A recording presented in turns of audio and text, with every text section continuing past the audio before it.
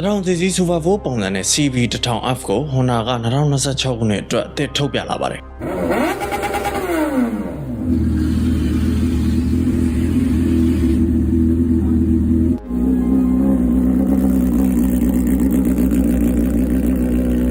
အခုလက်ရှိမြန်မာငွေသေး30-30ဝန်းကျင်နဲ့တရုတ်ဘိန်းပါကင်ရှာနေတာယူရီးယားဘိန်း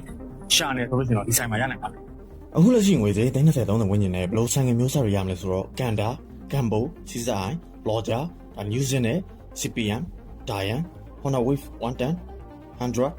Cyclone brand စုံဆိုင်ကတွေရနိုင်ပါတယ်ဒီဆိုင်ကတွေကိုစင်ကာဆန်းနေဆိုတဲ့မော်တော်ဆိုင် showroom မှာရရှိနိုင်ပါတယ်ဒါ cash down လားရစ်ကြလားမိတ်ဆွေတို့ရဲ့ဆိုင်ကနဲ့လက်ထက်လုံးလားဂီယာဘိန်းမျိုးစုံဒီဆိုင်မှာရနိုင်ပါသေးတယ် Honda ယူရီးယားဘိန်းတွေလည်းရှိပါတယ်စင်ကာဆန်းလေးမော်တော်ဆိုင် showroom လိပ်စာမန္တလေးမြို့မှာအောင်မြင်မြို့နယ်83လမ်း30-30ကျောင်းမှာရှိပါတယ်ဒါသေးသေးသိချင်းစက်မင်းများညာရှိတယ်ပုံမှန်မှာပြည်သူနေချပေးရပါတယ်1969ခုနှစ်မှာကမ္ဘာပထမဆုံးအောင်မြင်ထုတ်လုပ်လာနိုင်တဲ့ inline 4 engine နဲ့ CB 904ဆိုတဲ့ဆိုင်ကရှိခဲ့ပါတယ် disc brake မျိုးသားကိုလည်းဒါပထမဆုံးစသုံးတဲ့ဆိုင်ကပေါ့ဒါ CB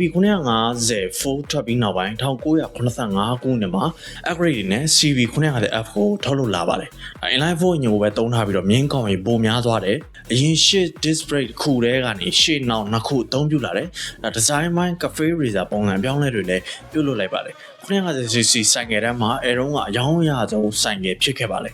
နောက်ပိုင်းမှာပြိုင်ဘက်တွေဖြစ်တဲ့ဒါ Kawasaki Z1 ဒါ Suzuki 950ဆိုင်ငယ်တွေပေါ်လာတော့ဒီထက်ကောင်းတဲ့ပုံစံတွေလုပ်ပြကြလာတော့ဒါ V4 engine နဲ့ Honda VF 950F တာထုတ်လုပ်ခဲ့ပါတယ်ဒီ CB 900F ရန်နာပြီးနောက်ပိုင်းနှစ်30ကျော်ကြာဒါအခု2026မှာ CB 1000F ကို CB 900F ပုံစံအငွေ့သက်တွေနဲ့ပြန်လည်ထုတ်လုပ်လာပါပြီ Neo Retro Naked Design ပုံစံဖြစ်ပြီးတော့ခစ်နဲ့အပြိုင် Design တိစောက်ထားတယ်လို့ပြောသွားပါတယ်ထွက်ထားတာမကြသေးတဲ့ဒါ CB 1000F Hornet မှာအသုံးပြုထားတဲ့ engine ကိုအခြေခံထားပြီးတော့ 1000cc inline 4 engine နဲ့ဖြစ်ပါတယ် liquid cooling system လည်းပါမယ်ဒါမြင်းကောင်ကြီး122အထိထုတ်ပေးနိုင်မယ် top range အား103 Nm